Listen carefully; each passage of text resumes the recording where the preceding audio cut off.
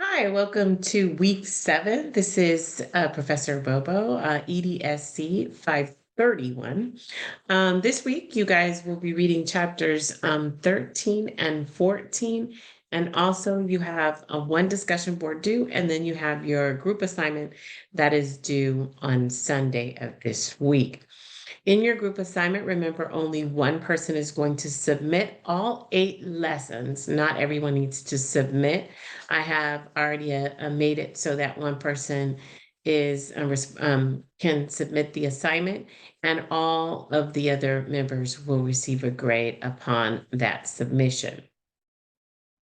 In this week, we're talking about grief groups, and we're also talking about decision-making groups, all right? So decision-making groups are really key for school counselors. When we talk about decision-making, that's hitting all 3 areas: social, emotional, career, college, and our last area. And in this group, we're teaching the knowledge and the skills that are required for making good, solid decisions, and this will carry them throughout their career, all right, and give and provide them with life skills.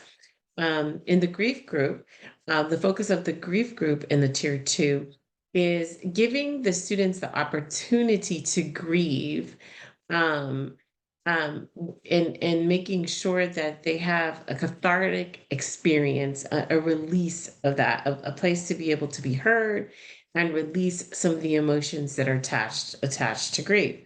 So the different lesson plans should focus specifically on giving the students opportunities to relieve relieve some of those emotions that they're feeling, that they probably kind of pushed down or put away for a number of reasons, just to move on, because people in the other family don't want to talk about it, but they're hurting from it.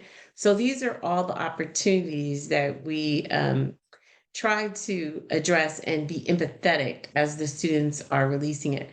And of course, we want to have multiple modalities when we're offering the opportunity to release. Some will be verbal, some will be through drawing, some will be through writing a letter, something tactile. There's all kinds of ways to build our lessons to address the grief that people are experiencing. We want to make sure that we have our group kind of matched, because some are going to be more verbal, some need to just write it out, some need to have, really experience a release of the emotions that they're feeling through the loss of that individual, that person, that situation. Also, we want to match it, appropriately. Sometimes people could be going through homelessness, which is the loss of a home. So they could be grieving through that process. And so we kind of want to build those people together.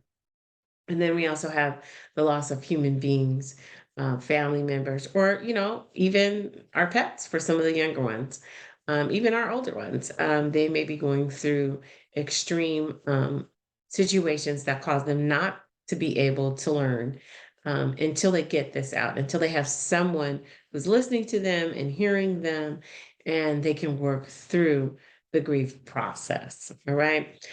So this week I'll be giving you the stages of grief through the um, posting it on the announcements, just as a reminder for you, and some great examples of um, what where to get some lesson plans for grief lessons.